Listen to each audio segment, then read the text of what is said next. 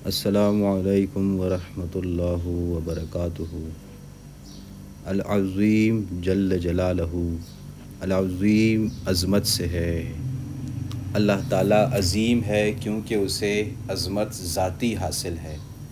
وہ الوہیت کے مرتبے بزرگ کا مالک ہے۔ وہ رب العرش العظیم ہے۔ وہ فضل عظیم کا مالک ہے۔ وہ قرآن عظیم کا اتارنے والا ہے۔ وہ بندے کو کرب عظیم سے نجات دینے والا ہے۔ وہ بنائے عظیم کو ظہور میں لانے والا ہے۔ وہ ملک عظیم کا عطا کرنے والا ہے۔ وہ فوز عظیم کا عطا کرنے والا ہے۔ وہ عظمت و کبریائی اور جبروت و ملکوت کا مالک ہے۔ اس کی عظمت کے سامنے ایک اعلیٰ سے اعلیٰ مخلوق کمتر ذرہ ہے۔ مادیات کی بڑائی کو دل سے نکال دینا چاہیے۔ قرآن مجید کے ارشاد ہے فسبح باسم ربک العظیم، یعنی اپنے رب کی جو عظمت والا ہے اس کے نام کی تسبیح کیا کرو۔ بحوالہ اسماء الحسنہ از منصور پوری۔ حقیقی عظمت محض اسی کی ذات کے لیے ہے، مگر جس طرح اس نے اپنے اوصاف سے مخلوق کو نوازا ہے، اس صفت سے بھی مخلوق کو سرفراز کیا ہے اور طرح طرح کی عظمتیں پیدا کر دی ہیں۔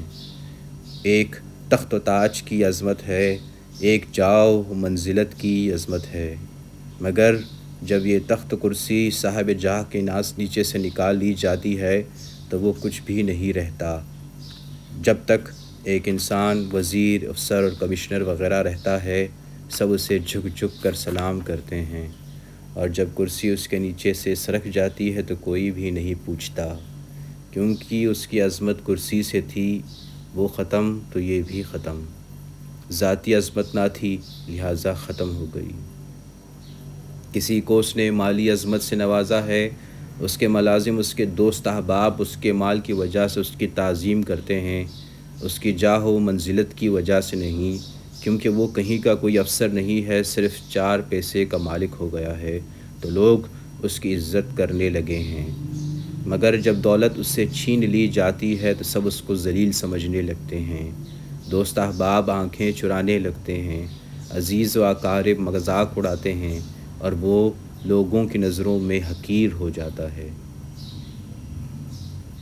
کسی کو شہرت کی عظمت سے نوازا ہے، دور دور اس کی شہرت ہوتی ہے اور گھر گھر اس کا ذکر ہوتا ہے، لوگ اس کی تعریفیں کرتے ہیں، اسے ایک اچھا انسان سمجھتے ہیں، اس کے کارناموں کا ذکر کرتے ہیں، عزیز و اقارب اس کی شہرت پر فخر کرتے ہیں، وہ اپنی بستی یا اپنے ملک کے لیے باعث فخر ہوتا ہے، مگر کبھی اس سے کوئی ایسی حرکت سرزد ہو جاتی ہے جو اس کی شہرت کو ملیا میٹ کر دیتی ہے، تو وہی لوگ جو اس کی عزت کرتے تھے اسے ذلیل کرنے لگتے ہیں، اس پر ہنستے ہیں اور پھبتیاں کستے ہیں، کیونکہ اس کی عظمت ذاتی نہ تھی، بالغیر تھی۔ شہرت کے طفیل تھی، وہ زائل تو یہ بھی زائل۔ بعض کو اس نے اولاد کی عظمت سے نوازا ہے کہ لوگ اس پر رشک کرتے ہیں کہ وہ کثیر الاولاد ہوتا ہے، اس کی اولاد تندرست، نیک اور قابل ہوتی ہے، اس کا گھر اولاد کی عظمت سے جگمگاتا ہے، مگر ایسا بھی ہوا ہے کہ ایسے شخص کی ساری ہی اولاد مر گئی تو لوگ اسے اوت کہنے لگے۔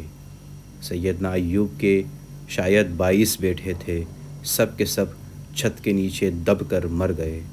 مال و متاع ختم ہو گیا، مال و منال ختم ہو گیا تو بستی والے ان سے نفرت کرنے لگے، کیونکہ باعث عظمت چیز چھن چکی تھی۔ حقیقی عظمت تو العظیم ہی کے لیے ہے۔ کسی کو طاقت و قوت جسمانی کی عظمت سے نوازا ہے، لوگ اپنے پہلوانوں کی عزت کرتے ہیں، اور جب وہ ہر جگہ مار کھانے لگتے ہیں تو لوگ ان پر ہنسنے لگتے ہیں۔ جو ذات سرچشمہ طاقت ہے، حقیقی عظمت و طاقت اسی کے لیے ہے۔ کسی کو عظمت علم عطا کی ہے، وہ بے زر، بے کرسی اور بے اولاد ہی کیوں نہ ہو، لوگ بہرحال اس کی عزت کرتے ہیں، اس کی تعظیم کے لیے کھڑے ہو جاتے ہیں، اس کے علم کے سامنے سر تسلیم خم کر دیتے ہیں۔ مگر کتنے ہی اہل علم ایسے دیکھے ہیں کہ وہ بوڑھے ہو کر حواس باختہ پاگل ہو گئے تو بچے ان پر اینٹیں برسانے لگے۔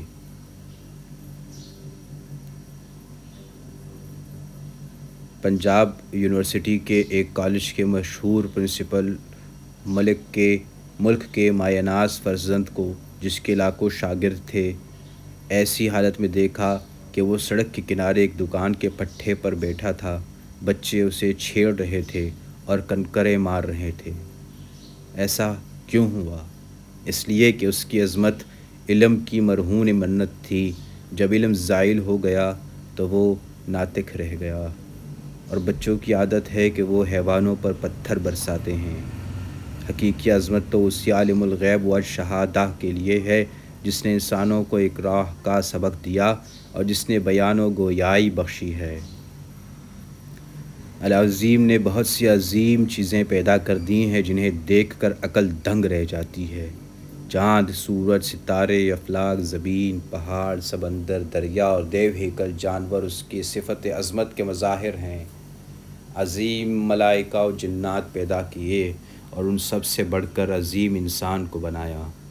عظمت انسان کے سامنے ہر عظمت ہیچ ہے، اور اس کی عظمت کے سامنے ساری مخلوق سربسجود ہے، خواہ و بظاہر اس سے کتنے ہی عظیم کیوں نہ ہو۔ ارض و سما، پہاڑ اور دریا، گینڈے اور ہاتھی سب اس کی عظمت کے سامنے سر تسلیم خم کیے ہوئے ہیں۔ عظیم انسانوں نے بڑے بڑے کارہائے نمایاں انجام دیے ہیں۔ اگر کوئی انسان اپنی عظمت انسانی کا خیال رکھتا ہے تو وہ ایک عظیم انسان بن جاتا ہے، ورنہ حیوان یہاں پہ لکھا ہوا ہے کہ معذرت چاہتا ہوں، یہاں لکھا ہوا ہے کہ ورنہ معمولی انسان رہتا ہے۔ العظیم جل جلالہ وہ ذات ہے جو عقل کی العظیم جل جلالہ وہ ذات ہے جو عقل کی رسائی سے بالا تر ہے۔ اس کی حقیقت کا نہ تصور کیا جا سکتا ہے اور نہ ہی احاطہ ممکن ہے۔ اس میں کوئی شک نہیں کہ اللہ تعالیٰ عظمت والے ہیں بلا کسی کے ساتھ مقابلہ کے، پس وہ اپنی ذات و صفات میں بڑا عظمت والا ہے، اپنے تمام اسماء میں عظیم ہے، دیکھنے میں بھی، سننے میں بھی، اپنے قدرت و قوت میں بھی اور اپنے علم میں بھی عظیم ہے، پس کسی چیز پہ اس کی عظمت کی تقصیر جائز نہیں، کیونکہ ایسا کرنا اس کی منشاء میں تصرف کرنا ہے جس کی اللہ تعالیٰ نے کسی کو اجازت نہیں دی۔ علامہ ابن القیم رحمۃ اللہ علیہ اپنی کتاب النونیہ میں اسی بات کو ثابت کرتے ہوئے فرماتے ہیں کہ اللہ تعالیٰ ہر اس معنی کے ساتھ عظیم ہے جس کی وجہ سے اس کی تعظیم واجب ہو جاتی ہے۔ وجہ تعظیم کسی انسان کے شمار میں نہیں آ سکتی۔ بحوالہ النونیہ 214/2، النہج الاسماء 84/1۔ علامہ حلیم رحمۃ اللہ علیہ فرماتے ہیں کہ العظیم جل جلالہ کا مطلب یہ ہے کہ جس کی حکم عدولی نہ کی جا سکے، جیسا کہ عظیم القوم کہا جاتا ہے، جس کے معنی یہ ہوتے ہیں کہ وہ قوم کے سیاہ و سفید کا مالک، نہ کوئی اس کے مقابل کھڑا ہو سکتا ہے، نہ اس کے حکم کی مخالفت کر سکتا ہے۔ دنیا کا بڑے سے بڑا شخص بھی ایک وقت میں بیمار ہو کر یا اپنے منصب سے ہٹ کر یا موت کے گھاٹ پر اتر جانے کے بعد اس کا جاہ و جلال ختم ہو جایا کرتا ہے، اس کی عظمت ختم ہو جاتی ہے، لیکن اللہ تعالیٰ کی ذات ہمیشہ سے عظیم ہے اور ہر چیز پر قادر ہے۔ کوئی اسے کسی زمانے میں اور کسی حال میں بھی عاجز نہیں کر سکتا، اور یہ ممکن ہی نہیں کہ اس پر دباؤ ڈال کر اس کی نافرمانی کی جا سکے یا زبردستی اس پر غلبہ پا کر اس کے حکم کی مخالفت کی جا سکے۔ وہی حقیقتاً العظیم جل جلالہ ہے، اس کے علاوہ کسی اور کے لیے یہ نام مجازاً بولا جاتا ہے۔ بحوالہ النہج الاسماء 284/1۔ عربی زبان میں ایک عجیب سی حلاوت و حرارت ہے جس کا ترجمہ نہیں کیا جا سکتا۔ جو عربی سے واقف ہوں گے وہی اس تعریف کی لذت پا سکیں گے۔ عربی زبان میں کیا پیاری تعریف کی گئی ہے۔ والذی لا تکون عظمتہ بتعظیم الاغیار، جل قدرہ ان الحد والمقدار وقید العظیم الذی لیس لعظمتہ بدائی ولا للجلال نہایا۔ بحوالہ لوام البیانات فی الاسماء والصفات صفحات 260۔ العظیم جل جلالہ وہ ذات ہے جس کی عظمت اپنی ذاتی ہے، کسی غیر کی عظمت کی وجہ سے وہ عظیم نہیں ہے۔ اس کی شان اس بات سے بہت اونچی ہے کہ جیسے کسی حد اور مقدار سے سمجھا جا سکے، جس کی عظمت کی کوئی ابتدا نہیں اور نہ ہی اس کی جلالت شان کی کوئی انتہا ہے۔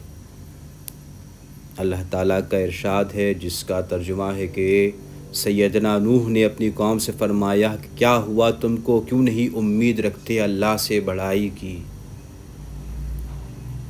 ابن عباس رضی اللہ عنہ اس آیت کی تفسیر میں فرماتے ہیں کہ تم نے اللہ رب العزت کی عظمت کو کما حقہ نہیں پہچانا، اور فرمایا اللہ رب العزت کی عظمت یہ ہے کہ تم کسی بھی مخلوق کو اللہ رب العزت کے ساتھ کسی بھی چیز میں برابری مت دو، نہ ہی الفاظ میں اس طور پہ کہ تم کہو کہ اللہ کی قسم اور تیری زندگی کی قسم۔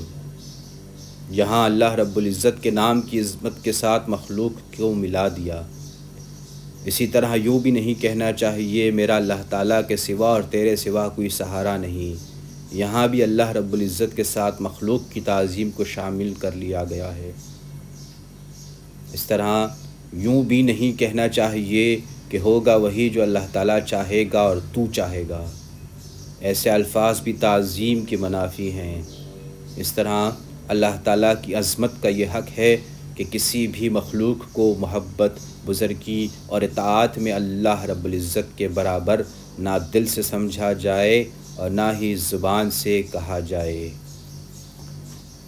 بحوالہ الدار المنثور 516/7 فوائد الفوائد 94۔